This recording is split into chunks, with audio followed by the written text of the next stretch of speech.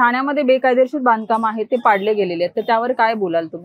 जी बेकायदेशीर बांधकामं आहेत ती पाडणं जरुरी आहे, ना तर अशी वाढत राहतील बेकायदेशीर बांधकामं. काही गव्हर्नमेंट ऑफिसर्सला माहिती असतं की तिथे ते बांधकाम चालू आहे किंवा होणार आहे, तरी पण ते लीगल ऍक्शन घेत नाहीत. बेकायदे तर पाळायलाच पाहिजे, पाडावंच लागेल ना, जरूर पाडली पाहिजे. अधिकाऱ्यांनी किंवा म्हणजे जे कर्मचारी आहेत त्यांनी लक्ष दिलं पाहिजे.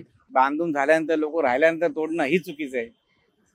एखादा माणूस बेघर होतो, कारवाई करायला उशीर का होतो का? आता कारवाई करणारा पण डिपेंड असते ते कसे करतात. आता पॉलिटिकल प्रेशर असावा, त्यांच्या हिशोबाने ते ऍक्शन घेतात. उशिरा काय मुळे झालं ते बघून घ्यायचे. त्यामुळे ते प्रशासनच त्याला कारणीभूत आहे. कर्मचाऱ्यांची काही सेटिंग असते या गोष्टी?